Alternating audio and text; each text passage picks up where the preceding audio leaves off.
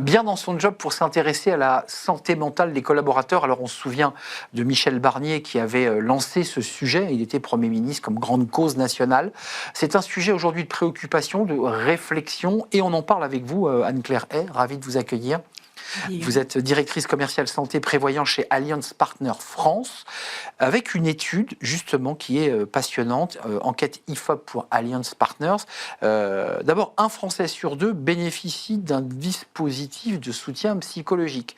C'est-à-dire 50% d'entre eux ont le sentiment, le ressenti de ne pas être bien, d'avoir un problème avec sa santé mentale, et en fait est livré à lui-même. C'est déjà le premier constat de l'étude.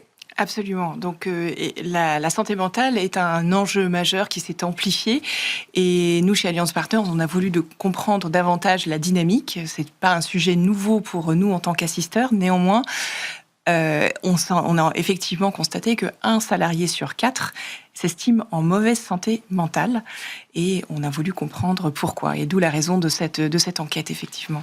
On voit quand même un besoin accru, parce que c'est un vrai sujet pour les assureurs, c'est une vraie réflexion, il faut craquer les sujets chez les jeunes et chez les parents. Ça, c'est intéressant. Alors les jeunes, on se souvient de la crise Covid qui les avait isolés, c'est un peu ça, c'est un peu les conséquences de tout cela. Voilà, donc nous, en tant qu'assisteurs, nos interlocuteurs sont effectivement les Français, comme vous et moi, toutes les familles, tous les Français. Les personnes qui travaillent en entreprise, les actifs et les jeunes actifs notamment. Les jeunes actifs qui sont les étudiants qui ont potentiellement terminé leurs études pendant la crise Covid et qui ont, pour certains, été traumatisés par ces dernières années d'études et qui rentrent dans le domaine du travail avec des modes de travail aussi différents, avec l'avènement du télétravail, beaucoup de réorganisation, de transformation d'entreprise qui bousculent les habitudes et surtout changent les repères. Donc effectivement, le sujet de la santé mentale pour les jeunes également, les très jeunes, pour les parents, mais aussi les jeunes actifs, est un sujet sur lequel nous souhaitons intervenir.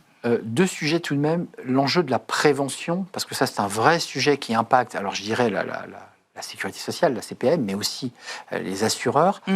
Et puis un sujet aussi sur la stigmatisation, on y reviendra, parce qu'il y a aussi une grande gêne à évoquer, comme ça, abruptement, ces problèmes de santé mentale. Mais d'abord, sur la capacité de prévention accrue, là, je sais que vous accélérez sur ce sujet. Oui.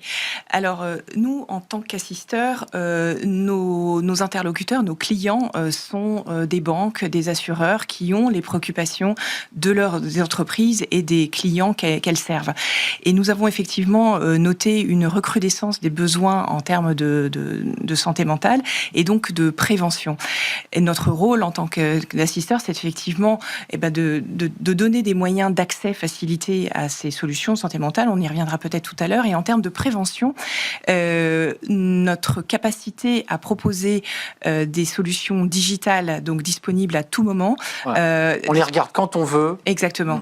Avec du contenu qui est bien évidemment réalisé par des professionnels qui utilisent des techniques comportementales et cognitives.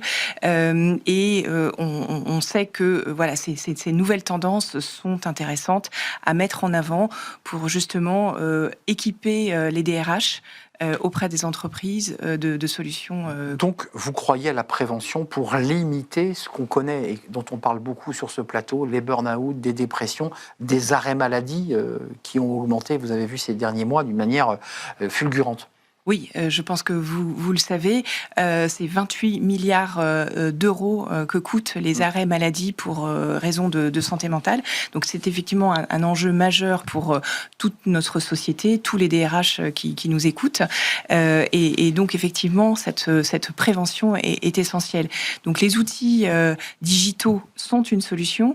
La formation aussi des managers à détecter les signaux pour... Très important, voilà, les signaux faibles. Et les signaux faibles, et aussi les équiper, les mettre en situation pour mettre à disposition de leur entreprise une cellule d'écoute confidentielle pour parler de choses intimes, difficiles à partager n'importe comment, je dirais. D'ailleurs, ça fait le pont avec une autre partie de cette étude que je trouve très intéressante, formation des managers pour être en capacité d'avoir une attention active. Mais il y a aussi un sujet, c'est-à-dire révéler, être en capacité de s'exprimer. Et on voit que dans votre étude, 90% des personnes interrogées identifient au moins un obstacle lorsqu'il s'agit d'évoquer leur santé mentale ou de demander de l'aide. Et parmi lesquels, on les stigmatise, il y a des problèmes d'accessibilité et même de carrière.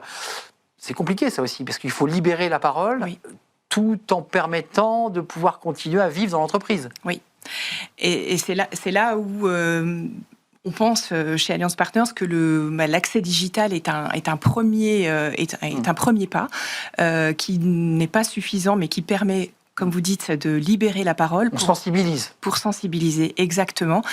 Et ensuite, notre rôle, puisque nous proposons des solutions qui sont incluses dans les solutions, les complémentaires santé ou les solutions d'assurance prévoyance auprès des assurés. Donc, nous levons aussi des problématiques d'accès financier, puisqu'il faut aussi en parler. Bien sûr. Aller chez un psychologue a un coût. Mais c'est pas que la gêne, c'est aussi un problème financier. Et puis aussi de savoir vers où et vers quel psychologue se tourner. Parce que tout le monde n'habite pas en milieu urbain où il y a un psychologue à chaque coin de rue. Donc, c'est tout ce travail d'accompagnement, de sensibilisation que nous mettons à la disposition de nos partenaires entreprises. Merci Anne-Claire Hay, Alliance Partners, pleinement engagée, on l'entend à travers à la fois cette photographie, puis à travers l'action concrète que vous déployez auprès de vos clients et auprès de ceux qui sont assurés chez vous. Merci à vous, chère Anne-Claire, directrice commerciale santé et prévoyance chez Alliance Partners France. Je l'ai dit en entier. Parfait. J'ai bien dit. Tout à fait. Merci de nous avoir rendu visite. On tourne une page tout de suite. C'est notre débat, le débat qui va s'intéresser à de jeunes entrepreneurs. Alors, ils ont foncé à travers cette expérience, la Learning Expédition. Ils vont nous la raconter. Tout ça à l'initiative de l'association Les Déterminés de Moussa Camara. Qu'ont-ils vécu? Qu'ont-ils ressenti? Et qu'est-ce qu'ils ont ramené dans leur valise? On va le savoir dans quelques instants. C'est le Cercle RH. C'est notre débat. Et c'est tout de suite.